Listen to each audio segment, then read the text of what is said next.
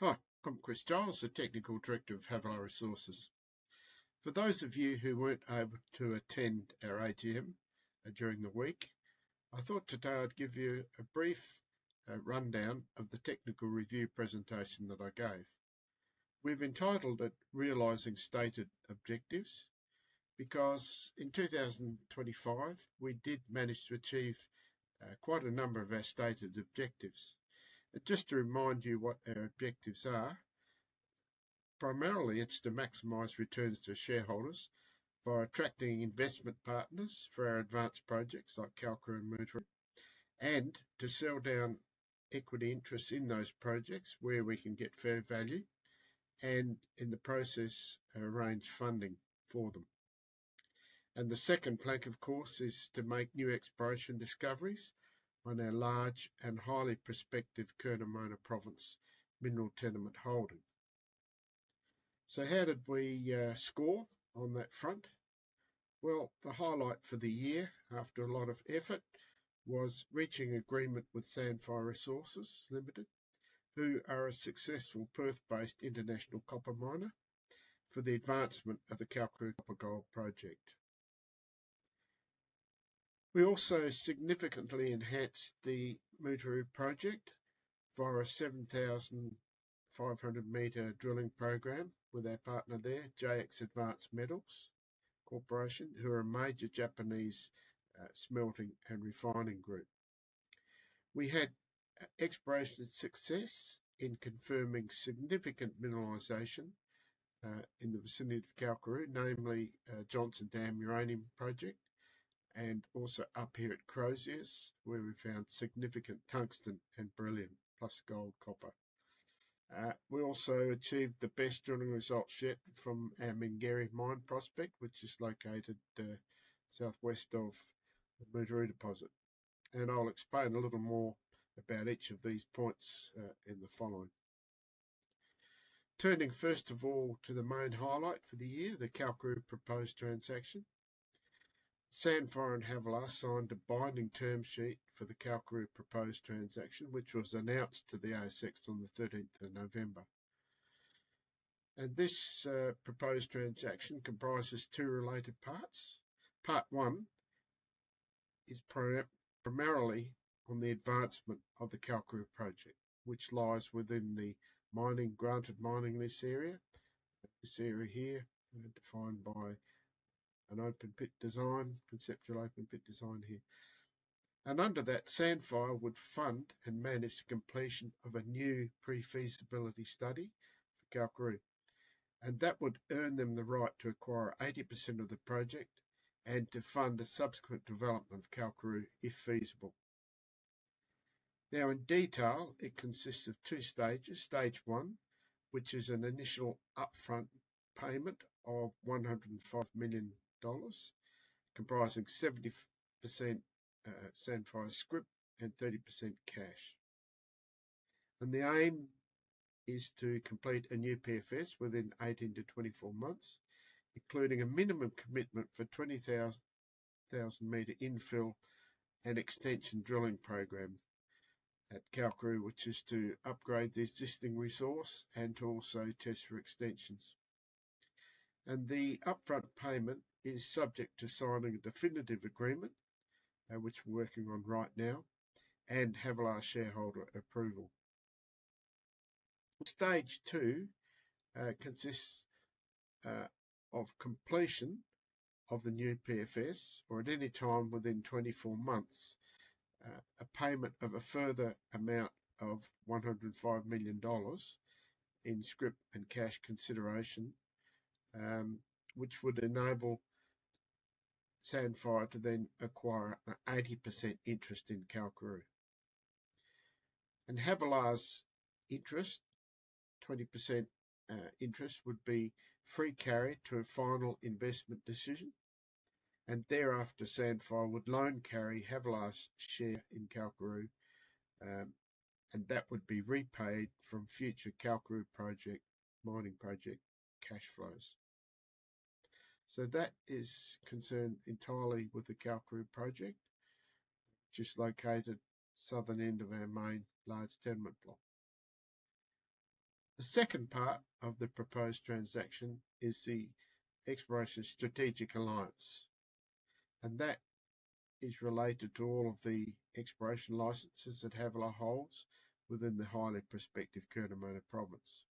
And Sandfire has recognised the copper exploration potential in this area, and they will commit $30 million to regional exploration over a 24-month period, and that's under this Exploration Strategic Alliance, which is to be managed by Havilah. And this will cover most of Havilah's exploration licenses north of the Barrier Highway, this area in here, and those exploration licenses, as we know, are very prospective for strata-bound copper deposits. Sandfire may earn an 80% interest in any mining tenement that is granted over a discovery of interest, with Havilah retaining 20% of an ultimate mining project, basically on similar terms to Kalkaroo. So any areas that are of particular interest to Sandfire within this large tenement holding here that we discover under the Strategic Alliance may be taken on by Sandfire and carried right through to development. This Strategic Alliance funding will give Havilah a substantial drilling budget to allow it to explore many of the very promising targets that it's identified over the last 10 to 20 years. And our geologists believe that there are very good prospects to find additional standalone deposits similar to Kalkaroo, and also at the very least supplemental ore feed for the Kalkaroo project itself. And just a little bit about Sandfire, the company. They're a successful Perth-based international copper miner. Their latest annual copper production is 152.4 thousand tonnes copper equivalent from two mines, namely Matsa in Spain and Mutooroo in Botswana, which they developed themselves. They formerly very successfully operated the Croziers copper mine in outback Western Australia. They have a deep geoscience and proven development and mine operations capability, which is very important for the development of our Kalkaroo project.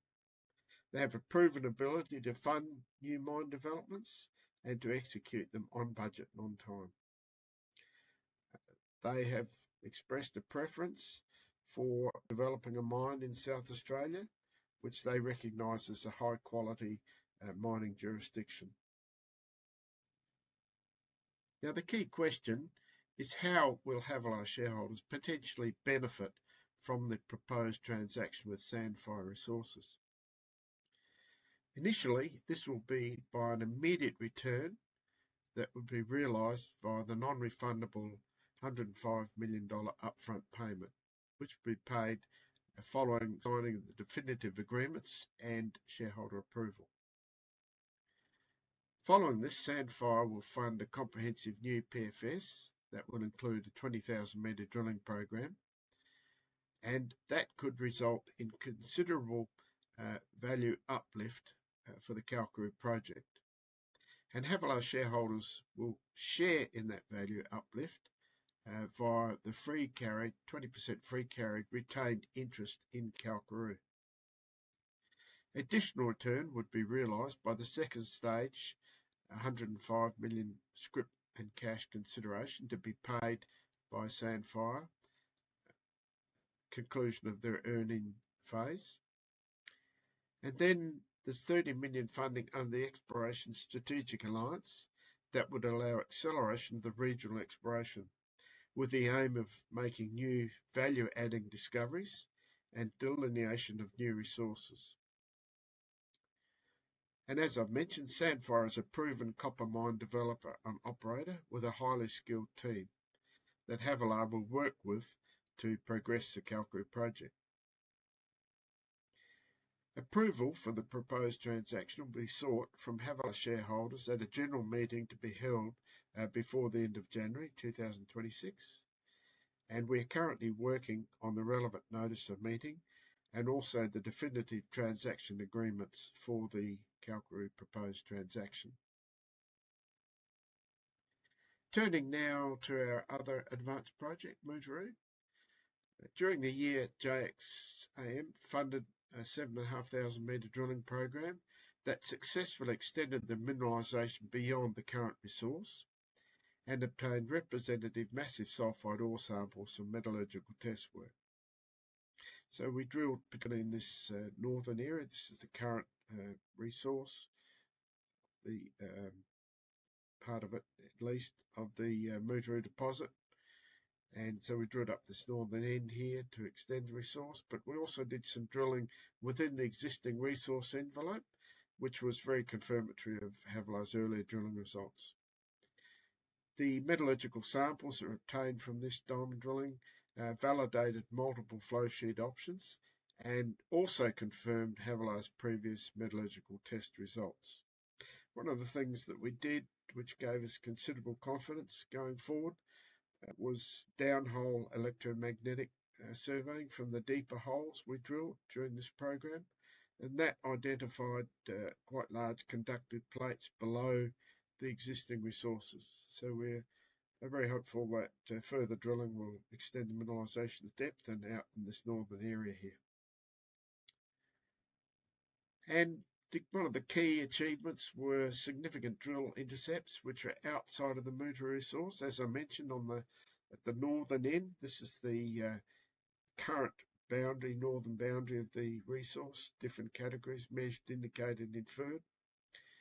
And you'll see these drill holes here, which are several hundred metres, up to several hundred metres north of the inferred resource boundary. Achieved quite good intersections. For example, here, 12 metres of 1.5% copper. Here, 21 metres, 1.6 copper, 0.18 cobalt, and 0.31 grams per tonne gold, and other similar quite encouraging results. And these results will be incorporated into a new resource model in due course, and they indicate good potential for future resource expansion. Particularly here, this zone here is within shallow open pit depths, so that could add substantially to an open pit resource. This area down here is untested as yet for potential underground. Turning to our regional prospects we drilled during the year, Johnson Dam hard rock uranium prospect. That lies roughly 14 kilometres south-southwest of Kalkaroo, and it was discovered while we were RC drilling for copper under an outcropping sulphide gossan. And what we found actually was the most valuable component was the uranium. And during the year we extended the drilling to the north and to the south, and we achieved our best result yet of 7 metres of over 2,000 ppm U3O8 from 100 metres depth in this hole here, 706. And that was announced to the ASX in September. It was associated with appreciable copper, cobalt and rare earth elements. And the project has several positive attributes. It's basically outcrops at the surface, has at least 4 kilometres of prospective strike, and the limited test work that we've done in benchtop studies indicates high recoveries. And of course, it's well located. It's not far north of the main highway and just off the main access road to Kalkaroo. This is a cross section through here, through the most recent drill holes we've drilled, AB. So the mineralisation is dipping towards the east, and our drill holes are dipping towards the west. This is the uranium envelope, which is defined by uranium values greater than 120 ppm U3O8 obtained in drill holes.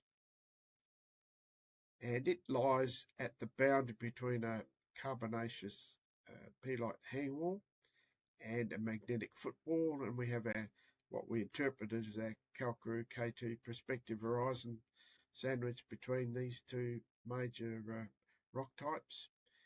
And supportive of that, we have primary copper mineralisation here. You'll see 9 metres of 0.19 copper and typical high cobalt. We have higher grade in other drill holes along strike. So as that goes above the water table or the base of oxidation, it's oxidized at the surface. We have an outcrop in Gossan, and the uranium mostly occurs just above that prospective copper horizon.